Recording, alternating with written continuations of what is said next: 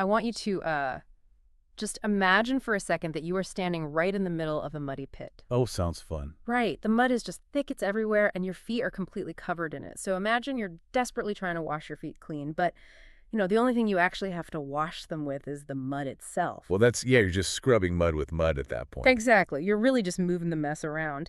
And according to this absolutely fascinating piece of writing we're doing a deep dive on today, that exact futility is how humans approach almost, well, every major crisis we face. Yeah, it's a sobering thought. It really is. The text is an essay from May 2023 by an author named Su Feng, and it was edited by Kinyu. The title alone kind of hits you over the head. It's called Cognition Within the Same Dimension Cannot Resolve Internal Conflicts. Which is, I mean, it's a deeply uncomfortable realization for a lot of us. We're so culturally conditioned to believe that if we just, apply enough effort or enough intellect, we can just engineer our way out of any localized crisis. We just have to think harder. Right. Think harder, work harder. But this text completely strips that illusion away.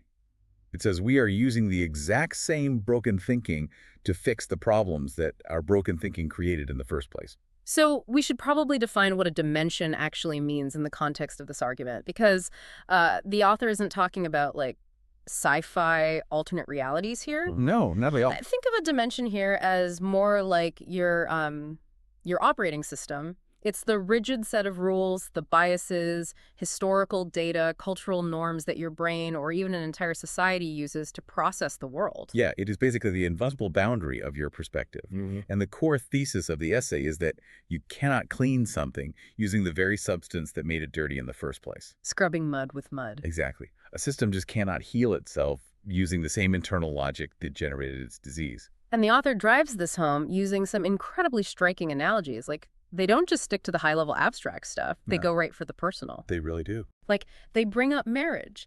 The text explicitly asks whether those who deeply love marriage and family can actually solve the series of conflicts and crises that naturally occur within those institutions. And the author's answer is a flat, uncompromising impossible. Which is wild. I mean, impossible. I know, it is a really tough concept for most people to swallow. Because our instinct is to assume that, well, proximity and passion are the keys to resolution. Right. Like, if I love my family enough, I can fix the family problems. Exactly. If you care deeply enough about the institution of family, you should be the best equipped to fix its internal crises. But the text argues the exact inverse of that. How so? Well, your very immersion in that dimension, like your deep emotional, legal, and cognitive attachment to the concept of marriage, it literally blinds you to the structural solutions it might actually need. You are too close to the canvas to see the brushstrokes, let alone, envision a completely different style of painting. Right, because you are operating entirely within the rules of the institution, so you literally can't question the fundamental flaws of the institution itself. Precisely. And then the text pushes this logic further out, like into the animal kingdom. It points out that a mouse cannot solve the crisis of being caught by a cat using its own level of cognition. Yeah, because a mouse is operating purely in the dimension of prey. Right. It can run, it can hide, it can, develop faster reflexes, but it cannot conceptually redesign the ecosystem to just neutralize the existence of the cat. The mouse's entire cognitive framework is dictated by the threat of the cat. Any solution the mouse invents is still fundamentally reactive to the cat's dimension. It's still playing the cat's game. Exactly. To actually solve the problem, the mouse would need to access a dimension of, say, biological engineering or environmental control that simply does not exist within its operating system. Which brings up the wildest analogy in the essay, and the one I really have to challenge here. The author states it's as futile as a fish trying to fly to a forest to settle down and sing. Yes, the flying fish in the forest. Wait, like a fish flying into a forest, that's not just a structural boundary, that is biologically impossible. Is the author implying that humans trying to solve their own problems violates the actual laws of physics? Well, yes and no. They are drawing a direct parallel between physical limitations and cognitive ones. Okay. So the medium the fish swims in the water is analogous to the social, cultural, or ideological medium a human operates in. Just as water physically restricts the fish from surviving in the forest, our specific social and psychological paradigms literally restrict our thinking. So the author is treating human cognitive frameworks with the exact same absolute rigidity as biological habitats. Like, you can't just wish your way out of the water. You really can't. And look at how the text applies this to broad social groups, too. It states that farmers cannot solve their own contradictions and crises. Workers cannot. Intellectuals cannot. It scales all the way up. All the way up the social ladder. A nation, a political party, a religion, none of them can permanently resolve their own internal friction. If you look at the mechanics of it, an intellectual approaches a problem purely through the lens of intellectualism. They will attempt to theorize, to debate, and publish their way out of a crisis, which is the exact same dimension of behavior that likely birthed their specific contradiction in the first place. They're acting as the lock and the key at the exact same time. Like a political party trying to fix the flaws of its own extreme partisanship by just relying on its most partisan members. It's just scrubbing mud with mud again. Right. So if our dimensions are closed loops, then every solution we try to force from the inside isn't just failing, it's actually making things much worse. Making things worse. Yeah. Yeah. The author quantifies this mechanism by looking at the fundamental limitations of humanity, specifically, our relationship with time and space. Meaning our lack of omniscience. Right. Like we're Yeah. biologically stuck in the here and now, which means our vision is essentially a spotlight, not the sun. We can only really illuminate one tiny fragment of reality at any given time. And because we lack that universal perspective, our fixes are dangerously short-sighted. When we shine our cognitive spotlight on a single, isolated contradiction just to resolve it, we lose sight of the surrounding environment. The rest of the room just goes dark. Completely dark. This is where the essay introduces a terrifying multiplier. The But- text actually argues that when humanity resolves one contradiction, it sows the seeds of 8 new contradictions. 8. Solving one crisis gives rise to 8 more crises. I mean, that math is brutal. The number 8 here is a profound illustration of exponential complication in complex systems. Because we exist inside the dimension of a problem, we really only ever see the localized symptoms. We don't have the vantage point to see the root cause. It's like patching a leak in a pressurized pipe by just sealing that one specific hole. Like, you fix the one drop, but the underlying pressure in the system hasn't changed at all. Right, the pressure has to go somewhere. Exactly. You've just rerouted that pressure to 8 new, weaker joints in the plumbing that are now all going to burst tomorrow. And we celebrate fixing the one isolated crisis, entirely oblivious to the 8 new crises gestating in the dark as a direct result of our so-called solution. Yeah. We suppress a symptom in one sector of the economy or one region of the globe, and the underlying disease simply metastasizes in multiple new directions. And applying that to a massive scale, the author makes a very specific point about patriotism. They do. The text explicitly states that a patriot cannot build a world of great harmony. And I really want to be clear to the listener here, the author is totally impartial to the politics of this. Very much so. It's not a political critique. Right. It's purely an analysis of the boundary line. The dimension of the nation is a closed loop. It focuses on the part at the expense of the whole, so it can never engineer a solution for the whole. Mechanically speaking, yes. A patriot's cognition is anchored to the dimension of their specific nation. Their spotlight is permanently fixed on the benefit, preservation, and advancement of that single entity. Right, that's the spotlight.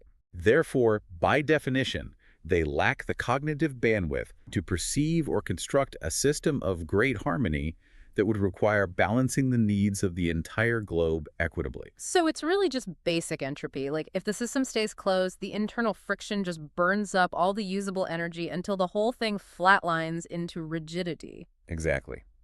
The text states that internal contention results in an increase in entropy, which leads directly to death. If a system only feeds on itself, it starves. So to fight entropy, you obviously need new energy from the outside. You have to open a window. You have to. And the author provides some very grounded, real-world examples of how this works economically.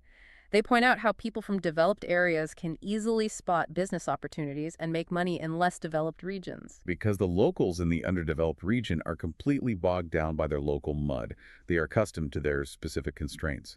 The outsiders bring completely different economic, technological, or experiential dimension with them. They see it with fresh eyes. Right.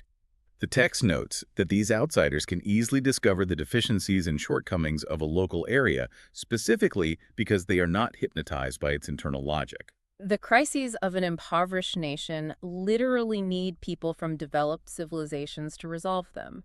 Because the local dimension is high in entropy, It's totally tapped out. It actually requires the lower entropy perspective of an outside dimension to reorganize its resources. But then, and this is where it gets really interesting, the author takes this concept of the outsider and scales it up to a level that forces the reader to confront the ultimate limitation of our species. Oh boy, yeah, here we go. The text makes the bold claim that humanity as a whole requires, and I quote, extraterrestrial beings to solve its contradictions. Okay, that part literally made me stop reading entirely for a minute. I was like, wait, are we literally supposed to just sit around waiting for UFOs to land and sort out inflation? It is quite the leap. It feels like an incredibly jarring escalation, right? From talking about local business opportunities to suddenly banking on aliens. It does feel jarring, but if you look past the sci-fi imagery, the extraterrestrial really represents the ultimate outside dimension. Okay. Think about it. If the entire planet Earth is just one massive interconnected closed dimension, then human cognition, which is bound by our shared planetary time and space, cannot solve planetary conflicts. We're all essentially swimming in the exact same fishbowl. Huh. So the extraterrestrial represents a cognitive framework that has zero historical, emotional, or evolutionary attachment to our human contradictions. Exactly. They wouldn't have the spotlight problem we have. They'd be looking at our world from an entirely different angle, unburdened by our specific brand of mud. And this raises an urgent warning issued by the text. If we know we mathematically require these outside dimensions to survive, whether it's, say, an outside consultant for a failing business, a different culture for a stagnant nation, or metaphorical extraterrestrials for a dying planet, what stops us from accepting them? Right. The text points the finger directly at our own heavily defended borders. It argues that regionalism, nationalism, and patriotism actively hinder the resolution of crises. Because those ideologies are designed to reject the outside dimension. The more pronounced they are, the more heavily defended the walls of your dimension become. You're locking windows. You become so hyper-focused on protecting the purity of your internal system that you lock out the very external perspectives mathematically required to save you from entropy. You choose the comfort of the familiar mud over the shock of the clean water. That is such a staggering macro-level concept, just the fate of nations and planets hinging on their willingness to accept outside interference. But if these macro systems, nations, and ideologies flatline when they close themselves off, it stands to reason the exact same physics apply to the micro, right? Absolutely. To the individual mind. And the text brings this entire massive philosophy crashing right down onto the personal level. It shifts so seamlessly from the sociology of nations to the psychology of the individual. The text argues that the human ego itself is the ultimate closed dimension. The ultimate closed loop. Yes. It states quite clearly that an individual cannot truly know and understand themselves. Which, that flies in the face of almost everything modern self-help teaches us. We are constantly told to look within for answers, to trust our gut, to do our shadow work. Constant introspection. Yeah. But the author applies the exact same structural logic here as they did to the political party or the marriage. Your ego is a closed system. Yeah. You cannot use the cognition that generated your anxiety to cure your anxiety. It's like having spinach in your teeth. Oh, that's the worst. It is. You could be sitting there feeling completely confident, entirely unaware that there's a massive piece of green leaf stuck in your smile. You can't see it because you are trapped inside your own head. Right. But literally everyone else in the room can see it perfectly. Yeah, the text explicitly says those around you are actually more aware of your situation than you are, which is, frankly, a terrifying thought for anyone with a healthy ego. The author actually warns that the stronger a person's ego, the better they feel about themselves, and the more they refuse others' advice, the greater the hidden crisis on their life path. Because they're sealing the dimension shut. Exactly. Yeah. When the ego rejects advice, it's actually an act of self-preservation for that specific cognitive loop. The ego is just trying to prevent the discomfort of new information. But by stubbornly insisting on its own course of action, the ego is accelerating the individual's personal entropy. Oh, wow. Crises and dangers aren't just possible at that point. They are mathematically guaranteed to be waiting for them. But the author's proposed solution for the individual is incredibly radical. The text states that when we are troubled, suffering, and worried, the absolute best approach is to, and this is a quote, abandon our own cognition. That's the core advice. I have to be honest, that sounds dangerous. Isn't abandoning our cognition just a recipe for being easily manipulated? How do you even function if you completely stop trusting your own mind? Well, it's about pragmatic troubleshooting, not blind submission. If your current operating system, Your deeply held way of analyzing the world has consistently led you to a state of suffering, worry, and trouble. Why would you fiercely defend it? I guess because my ego tells me I'm right and everyone else just doesn't understand the nuance of my particular struggle. And if you cling to that ego, you fall right back as a victim to the 1 to 8 multiplier effect we discussed earlier. Oh, right. The 8 new If you problems. try to think your way out of anxiety using your deeply anxious cognitive framework, you might temporarily soothe one worry. But the underlying pressure of that closed system will inevitably create 8 new anxieties. It just breeds more. The text states clearly, your troubles, suffering, and anxieties will not decrease, but instead increase. So abandoning cognition really means hitting pause on your own ego long enough to essentially download a patch from the outside. You have to admit that you are the muddy pit and you physically need someone else to hand you the hose. Exactly. You must seek external methods. You must actively absorb others' advice to break the entropy of your own localized mind. The danger isn't in listening to others. The real danger, according to the mechanics of this text, is the hidden crisis that awaits the person who truly believes their internal logic is flawless. Man, we have covered massive ground here today. We really had. We started with the sheer impossibility of washing mud with mud and a fish trying to survive in a forest. We zoomed out to look at that terrifying 1 to 8 multiplier of human problem solving, where our short-sighted fixes just reroute the pressure of our crises. The endless loop. Right. And then we explored how human society faces literal entropy unless it opens its windows to entirely new, even extraterrestrial dimensions of thought.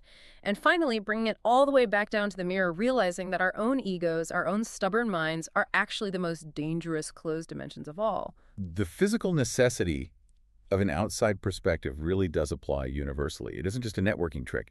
It is a biological and structural requirement to prevent cognitive flatlining. So, to you listening, the next time you are stuck on a problem, whether it's a conflict at work, a rough patch in a relationship, or just a deep personal rut, remember this deep dive.